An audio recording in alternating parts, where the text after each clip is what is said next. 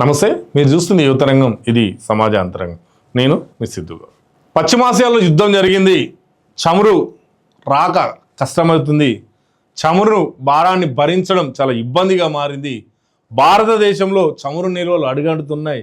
కాబట్టి ప్రత్యామ్నాయం పట్ల ఒక చూపు చూడాల్సినటువంటి పరిస్థితి ఏర్పడింది అని చెప్పి భారతదేశంలో పెట్రోల్ ఏదైతే ఉందో ఆ పెట్రోల్కు అదనంగా పర్యావరణాన్ని పరిరక్షించాలన్నటువంటి ఉద్దేశంతో పాటు చమురు భారంను తగ్గించుకోవడం కోసం భారతదేశంలో ఇథనాల్ పెట్రోల్ అనేది ఉందో E20 అనే ఒక పెట్రోల్ను అందుబాటులోకి తీసుకొచ్చేటువంటి ప్రయత్నాలు జరుగుతూ ఆ పెట్రోల్ కూడా అందుబాటులోకి వచ్చింది. అయితే ఈ E20 పెట్రోల్ అనేది ఏదైతే ఉందో ఇందులో ఇథనాల్ అనేది 20% ఉంటుంది. ప్యూర్ పెట్రోల్ కాకుండా పెట్రోల్లో 20% ఇథనాల్ని కలిపి ఆ పెట్రోల్ని ఇవ్వడం జరుగుతుంది. అయితే ఈ పెట్రోల్ ఎంతవరకు మంచిది? అసలు ఈ పెట్రోల్ వాడితే వాహనాలు నడుస్తాయా?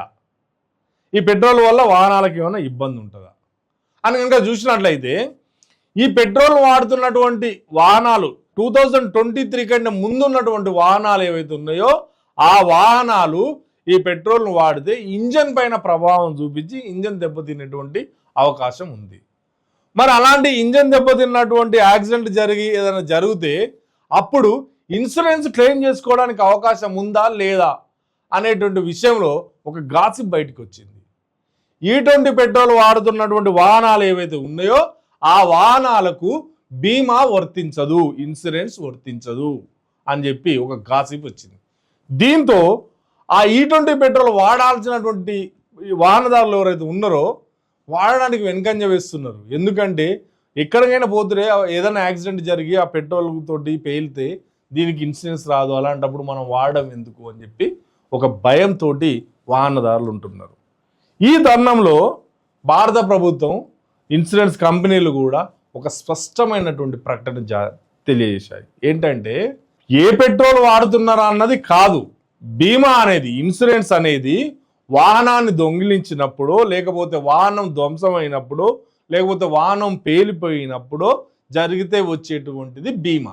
మరి అందులో ఏ పెట్రోల్ వాడుతున్నాం, ఏ డీజిల్ వాడుతున్నాం అనేది బీమా కంపెనీకి సంబంధం లేదు. కాబట్టి 2023 కంటే ముందున్నటువంటి పాత వాహనాలు ఏవైతే ఉన్నాయో ఆ పాత వాహనాలు ఈ E20 పెట్రోల్ వాడినా, ఏదన్నా యాక్సిడెంట్ జరిగినా, ఏదన్నా ముప్పు వాటిల్లినా ఇన్సూరెన్స్ విషయంలో ఎలాంటి డోకా లేదు.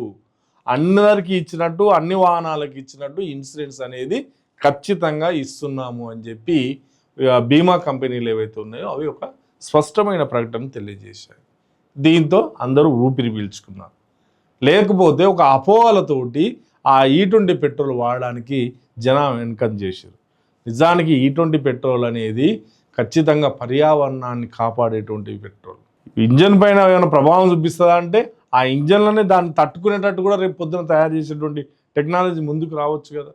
కాబట్టి గాసిప్స్కు తెరవేయండి, గాసిప్స్ నమ్మకండి. ఆ గాసిప్స్ నమ్మకుండా పర్యావరణాన్ని కాపాడడంతో పాటు చమురు భారాన్ని కూడా బయట పెట్రోల్ కంటే తక్కువ ధరకు ఉంటుంది. కాబట్టి మనకు కూడా కాస్త ఆర్థికంగా వెసులుబాటు కనిపిస్తుంది కదా.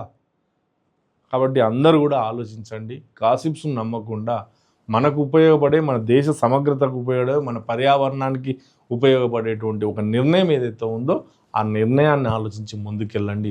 మంచిని గాసిప్ చేయండి, మంచిని ప్రచారం చేయండి, చెడుని ఎందుకు ప్రచారం చేస్తారు? కాబట్టి వాహనదారులు ఎలాంటి ఇబ్బంది లేదు, మీరు E20 పెట్రోల్ను వాడచ్చు. మీ E20 పెట్రోల్ను వాడితే ఇన్సూరెన్స్ కూడా వర్తిస్తుంది, ఎక్కడ డోకా లేదు. కాబట్టి వాహనదారులందరూ కూడా ఈ విషయాన్ని గమనించాలని కోరుతూ ఇది ఈరోజు టాపిక్. నమస్తే.